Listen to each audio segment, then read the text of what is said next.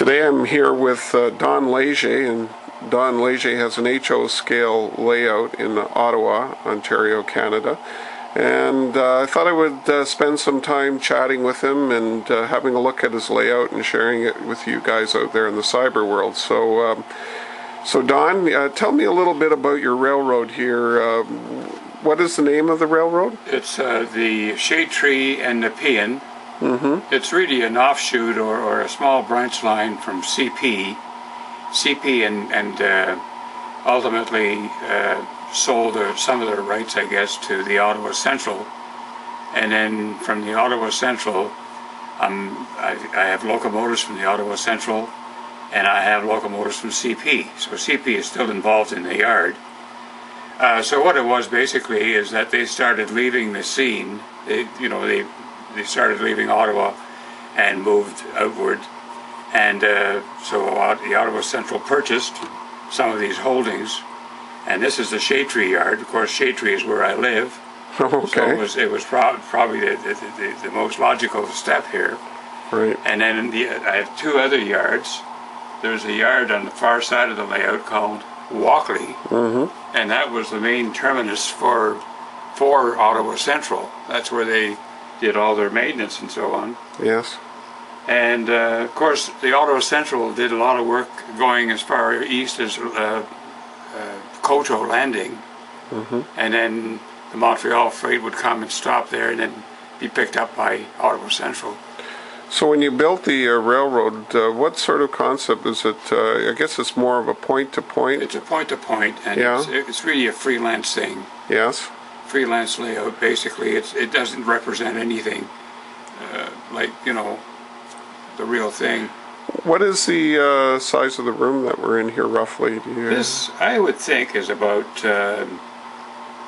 30 by 20, maybe, something like mm-hmm. that. Okay, so what happens here is the trains basically leave Shadetree Yard, and they progress along the back of the layout, I guess, eh? Yes. And it's at a certain level. I guess you could call it almost your lower level.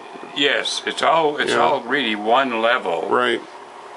So this town here is It's called Nepean. This is Nepean. Okay, so it goes along the back there, and then enters a junction over yes. here. Yes. A crossover. The junction, the crossover, can take you over directly to Walkley Yard. Right. And points east, Montreal, for instance. Yes. And so it enters into this tunnel area, then comes out the other side, and then gradually comes up grade. yes. And I'm not sure what the grading is, Chris. it's got to be something here at least, like a 2% or something. Perhaps, yes. And this yard up here is This is called Viewmount Yard. Viewmount. So it looks like there's lots of switching potential. It's a stub end type of yard where you have a throat at one end here. Yes. And then you have, what, about 7 sidings or something, eh? 6 or 7 sidings. Yeah. That's quite substantial. So it gives you lots of operational potential. Yes, we've had quite a few operating sessions. One of the questions I have is it's quite elaborate in many of the things I see here. I understand that, when did you start this layout roughly? What 1990, 91, 1990, I guess. Yeah. Now, when we were talking earlier, we were chatting a little bit about skill sets in the hobby and things like that, and I think in many ways it's nice that you've really been able to take advantage of the Ottawa train community here, because as we were talking earlier, you had said that there was maybe a lack of confidence to some degree in some of the skill sets to want a railroad, yes. but you really wanted one badly. Yes. And you turned to the community here.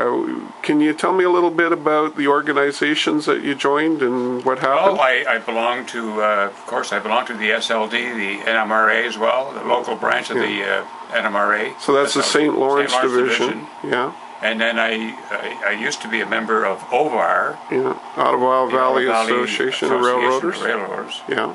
And And then I had, I first met some of these characters, these model railroad characters, I call them, Yeah. at one of the train shows Okay. locally. And I met up with Grant Knowles, Yes. and he's the one who designed the layout. Okay.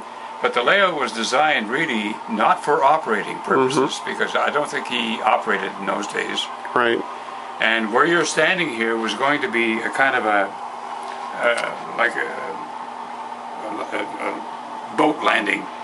I see. Yes. So, but we took that out of the picture because it was utilizing too much space. Right. And the room is, as you say, it's a small room. It's a basement in a townhouse, really. Right.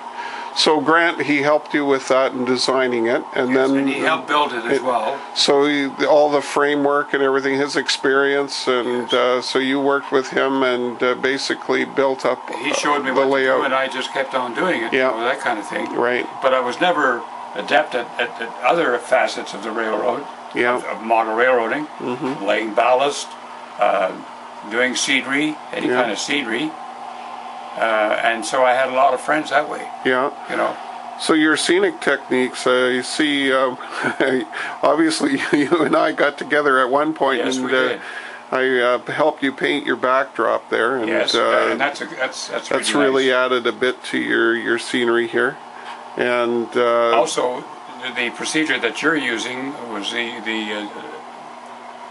instead of using concrete, Yeah. instead of using we use the celluclay clay, technique yes. to build up these landforms. And I really like that. It's a nice idea. Yeah. Well, that's interesting. And then I see you have a ton of structures here on your layout as well. And can you tell me a little bit about some of these? I'm particularly attracted to some of these plaster kits. This one here. Yes, well, the quarter plaster gas. kit, again, through friends. Yeah.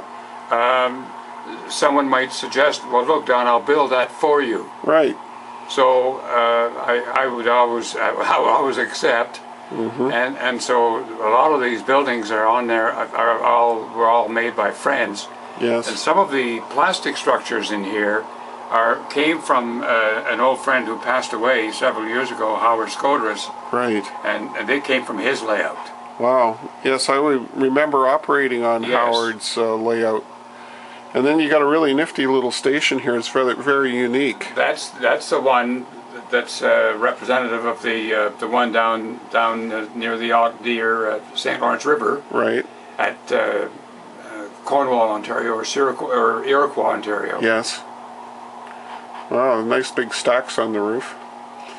And then it looks like you got a standard sort of enclosed water tower. That water tower is a gift from a former model railroader in Ottawa who passed away as well. Oh, And his widow gave it to me. that's a really nice tower. And then we got here something called the Selwonk Company. Yes, and that was built by Mr. Grant Knowles as well. It's Selwonk is the reverse of his name, Yes. Knowles. Well, that's pretty clever. And it looks And like a that's- plaster kit as well, eh? That's a fuel ash kit. Yeah. Yeah. And those kits are continuing to this day, but I think Ed, he sold his company, eh? Yes, he did. It now belongs Jimmy to Jimmy Dagnan. Yeah. So yeah, Nice kits. it's a gorgeous looking kit. Now I'm looking over here. I see a big oil refinery. Yes, well, that again was built by a friend, Yeah. Gilbert. Gilbert Lacroix. Yes, he built that. That's terrific. Has a lot of details in it. Yeah. And that's using old buildings from another kit. Oh yes. Yes. Oh, very, very nice. I love the big tanks and all the. And the petrol can, by the way, there were no decals available, so we Yeah. had to make up decals. Ah. You know, we used one of their business cards and made a decal out of it. Now your trees here are quite nice. Again, that's the work of Gilbert. Yeah. Well, that's the old dip and spin technique Yes, with it the is. spirea bush, eh? Yes, it is. They're really nicely packed in there. Now you have done something pretty unique here, because like in all of these houses you have these monstrous pipes where the toiletries and the support beams go to the roof. Yes. And you've managed to hide it behind this monstrous building. Apartment building. Yeah, that's really clever. So you've come out and gone around it. And so I'm trying to take the eye off of the person who comes down the steps. Yeah. Or down the stairs, and that's the first thing he sees, or she sees, is the building. So your eye's just not drawn to it, to the pipe, but rather the building itself. Exactly. Huh, terrific. Terrific.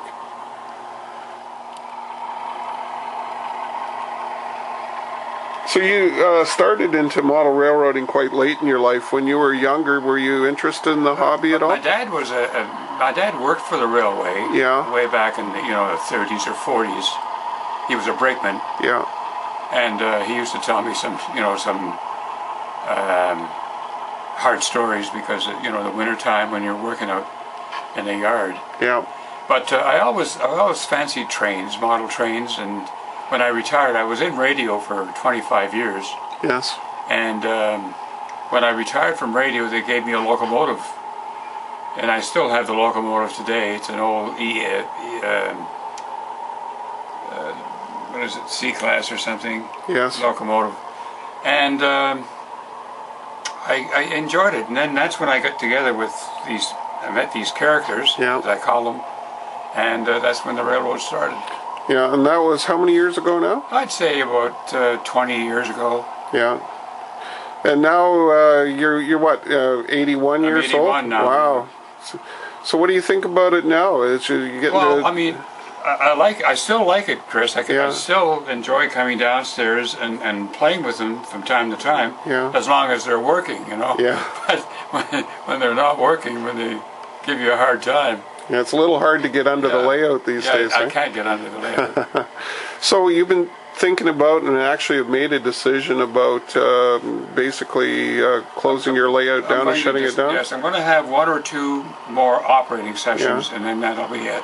We'll be dismantling the layout. That's kind of a tough decision to do that, because it's a hobby of interest, but I guess we all have to think about that at some time. I might keep the odd locomotive as a souvenir, but that's it. Yeah. So what really sort of said that was the big turning point? What made you decide that... Probably the lack of mobility. Yeah. The lack of, really the lack of mobility, and as you age. Yes. You just don't have the same desires anymore. Yeah, I guess. And also, too, I guess you get to the point that you're concerned about what are you going to do with all this stuff. Exactly. What are you going to do? What if anything happens to me? Yeah. What is my wife going to do? Right. If she doesn't know anything about trains. Of course. Does she rely on another faithful friend to come and dismantle it? Yeah. And sell it? What does she ask for? Sure. She doesn't even know the prices, Right. For the cost. So it's a pretty big decision. You had to kind of go through, I guess, some discussions with her about it, and it was sort of a joint decision to say, okay, well, let's call it a day on this. Yeah, especially if you wanted to sell your house, you'd have to dismantle it. You'd have to pretty well, I guess at some point we all have to think about that, about getting up and down the stairs, and maybe look at a different other style of living. It's pretty tough decision. But then again, I guess it can be a bit of a joyful experience as your layout gets spread around the community and in the railroad community. So you got a bit of a say in that. And, so what are your plans with it then? How are you going to go about disposing of it? I have a friend who's going to come over, and we're going to take it apart. Yeah. I'll have to take all the rolling stock off and the locomotives and try and sell them. Yeah, yeah. And how do I do that? I don't know. I don't know whether it's going to be a kind of a general sale or kind of working through the internet. Yeah. Oh, that's a shame. But on the other hand, in Ottawa, there's tons of model railroads. Exactly. So if you ever get the urge or the inkling to want to run a train, go to your place, right? Yeah, you can go to my place. You can go to tons of places.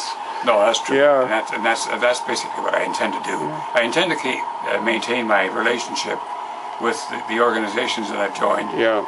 I'm not going to leave the SLD, the St. Lawrence No. Division, nor the NMRA, and because I enjoy the camaraderie. It was interesting you were saying earlier about getting into different aspects of the hobby, and one thing you've never done before was build a Craftsman structure. And I'm really glad to see you gave it a go. I built one anyway. You did, eh? Let's have a look at it. Tell me a little bit about this one. This is the Sierra West tool shed in HO. I really enjoyed building that, and I also enjoyed hitting some of my friends up for ideas. Right. I think including you as far as painting is concerned, some of the objects. Oh. But I really enjoyed doing that. Well, you did a terrific job on it. I mean, you got all the detail parts painted. Yeah. And the roofing. Yeah, it's a nice kit. Yeah, it's pretty fine detail work. Did you have big glasses on to Yes, see what you were doing? Yes, I did. Big glasses. Yeah, those what do they call them? Optivisors. Optivisors, yeah. Pretty fine brushes. Yeah. Well, it looks like you did a terrific job on it. That's for sure. I really like the coloring on the roof. Yeah, it's different, eh? Yeah, it's sort of a water-based stain. Yeah. Very, very nice. And of course, this is your lumber facility here, and I see you have a shay. I've got a shay there. Like everybody else has a one for their railroad, eh? Yes, I really enjoyed, when I purchased the shay, I really enjoyed it because at the beginning, and then I decided to have it painted into my logging railroad. Well, maybe that'll be one of the keepers. I might keep that one. Yeah, that's for sure. Here's an interesting structure I see on the corner here. It looks like a perfectly built mouse trap with a little bit of peanut butter. I guess that's a pretty common issue in many model railroads in the basement to have one of those, eh? Well, we get a lot of visitors, right? Yeah, I guess. Especially in the wintertime. I think that's great.